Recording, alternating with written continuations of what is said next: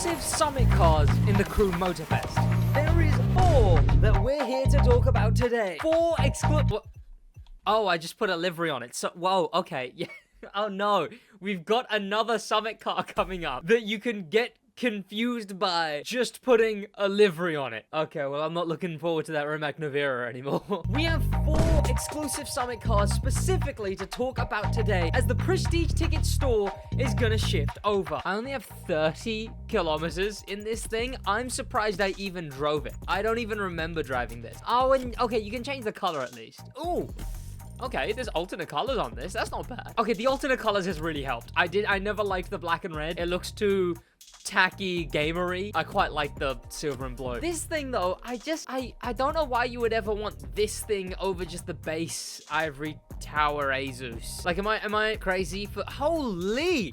How many bobbleheads do we have? Didn't this feature, like, just drop last update? Okay, what can we actually do, though? I don't know. I don't think anything fits its theme. Has anyone made any good liveries for it? Let's see. Okay, yeah, obviously Sir Fix-A-Fo's people have. God damn it, Sir Fix-A-Fo always has the best goddamn livery creators. There's been, like, 5 good liveries on this car, and 4 of them have been Sir Fix-A-Fo. Oh, that's quite nice.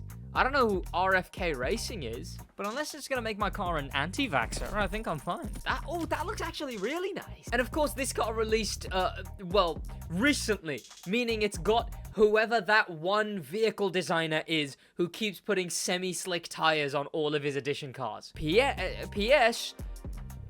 Please don't stop, Mr. Vehicle Designer. I like semi-slick tires. And look at that. As I'll be showing you all the cars that are coming back in the Prestige ticket store, we're about to earn some Prestige tickets. Okay, so I was just gonna tell you about this car, but now that I've actually... The livery has really saved this for me. I don't know. But the issue is because the Ivory Tower Aezus isn't like a real-world car, this thing being unique, quote-unquote, I feel like it doesn't mean as much.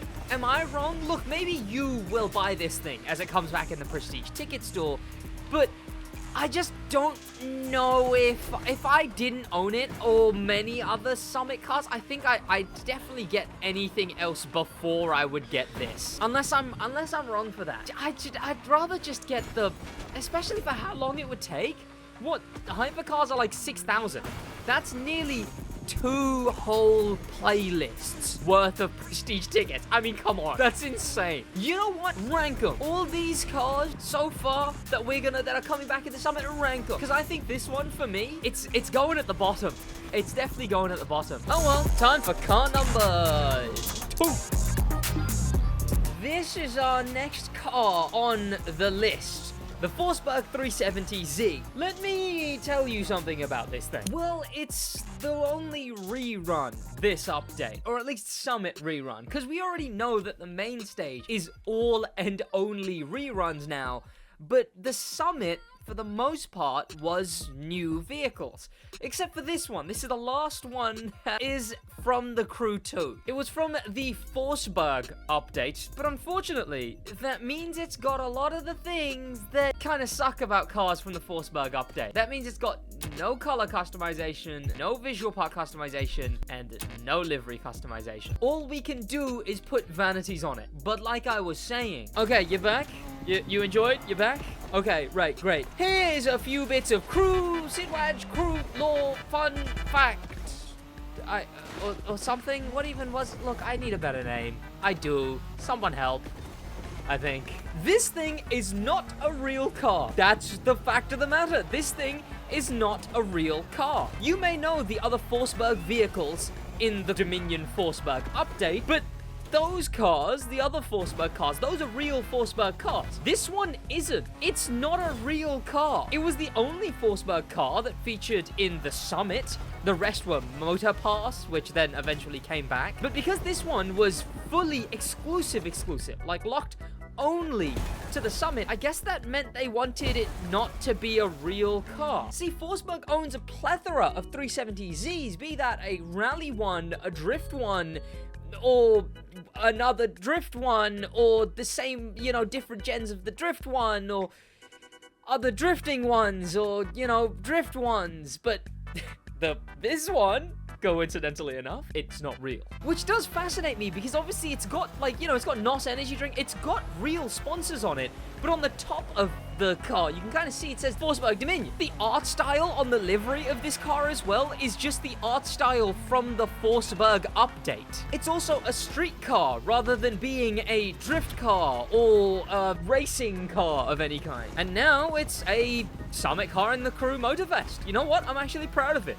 From a car that didn't exist to now a car that's existed in both Crew games as a summit car. And I will say, though, I am going to rank this thing third best. Because, I mean, come on.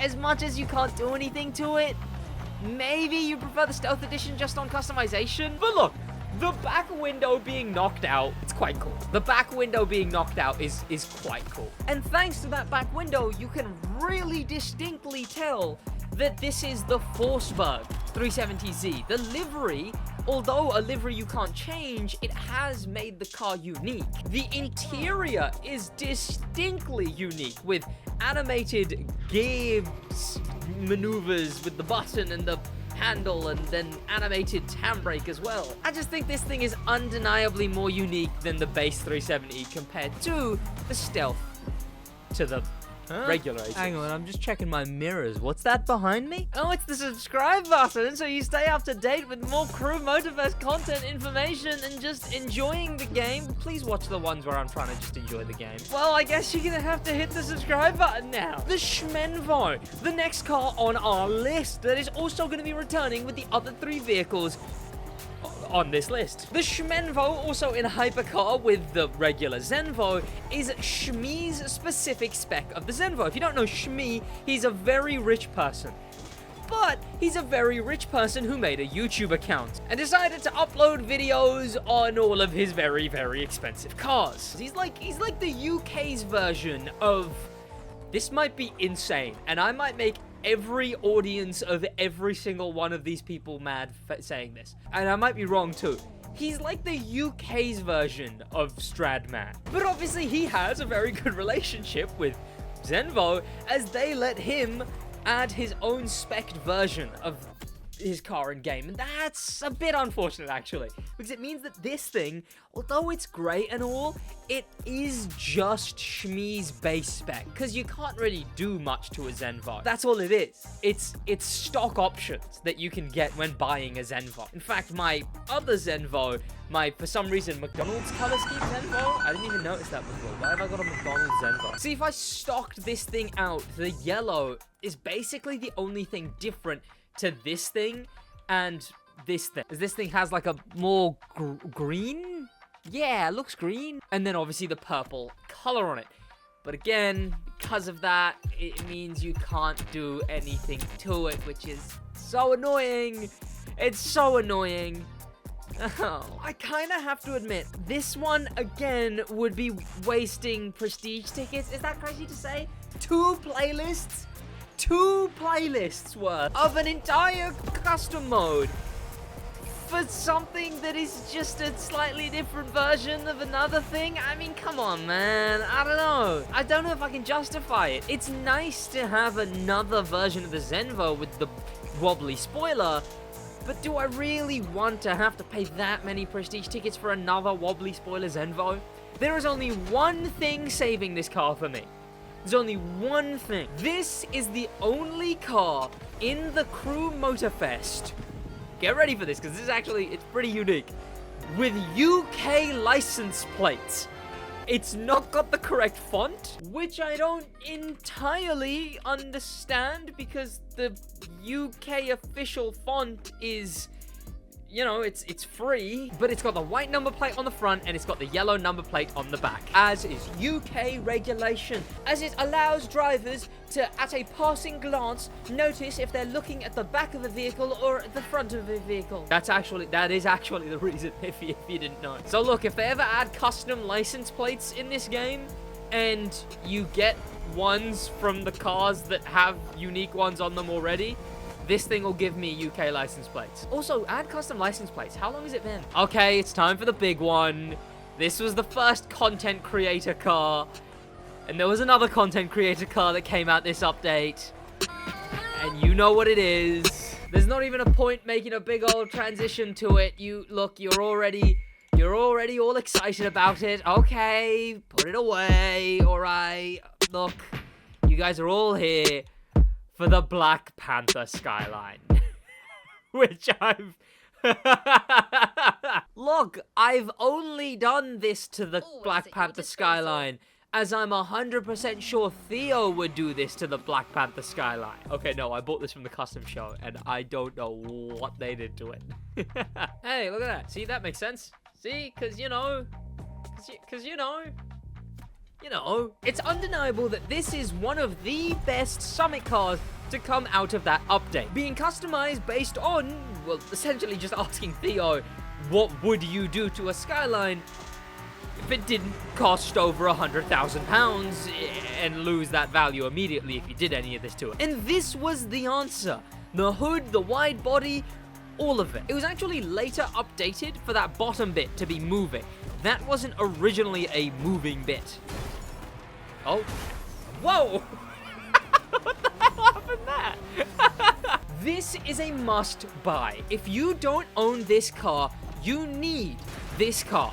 Not only is it one of the best cars in Street Tier 2, I've heard it described as a guttering machine, which is one of the techniques used by the best of the best players to, well, go round turns quicker. As if you get two wheels off-road going round a turn, essentially the physics will, like, drag you round that turn. And, well, this thing's really good at that. As well as just generally being a really decent car in Street Tier 2. But what if I told you that looks didn't matter? What if I told you that its really good performance as a Street Tier 2 car didn't matter?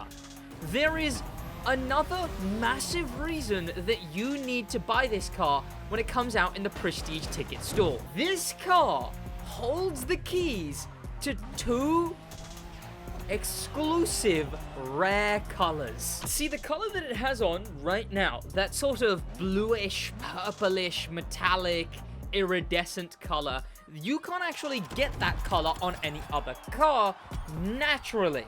But there is one way you can get it using this car. The issue is, first you have to own it. Then you just go in color and equip either of these, the oil slick like color or this one. Doesn't matter how many times, you just got to equip them.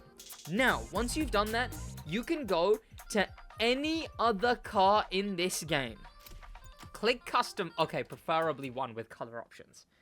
I'm such an idiot. And I really mean any car. Because once you go into recents, you'll have the two BlackPanthaa colors. You can apply not just to cars, but even to boats and to planes. So now I've given you the rundown on all the cars that are coming back. Let's finally talk about the Prestige ticket store, when these cars return and how they're returning. So all these cars are coming back in just under 3 weeks. We finished this Ford Selection Week, then it's the Forces of Nature, then it's the Electric Showdown in which we get the Rimac Nevera. That concludes this main stage month. So yeah, we're gonna have to wait till the turnover of the season.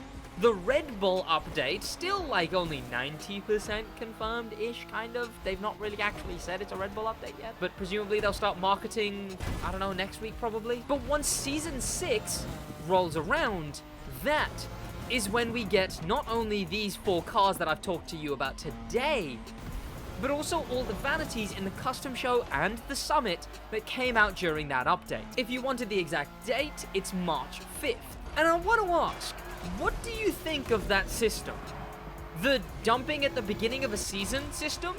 Because throughout this whole update, I can't deny, I've definitely gotten a lot of times people questioning, when are they gonna update the Prestige ticket store? Because most other things update monthly. We get a new main stage legacy every month. We get a new main stage every month. There's one new summit car every month. The Prestige ticket store seems to be one of the only systems that updates updately every 4 months. The other option is they do it the same way they've been doing it now, where they add the Prestige ticket stuff each month that it came out originally. Would that be a more efficient way of doing it? If they did drop Prestige ticket cars monthly, it would be, oh, hey, so it's the new main stage this month. Here's the main stage from the update before. And here's the summit cars from the update before that. Am I making sense? It might just get a bit confusing, because main stage legacies are only one update separate, where prestige ticket stuff... I'm Shmee. Shmee jump scare, what the hell was that? Are 2 updates behind. But do you not care?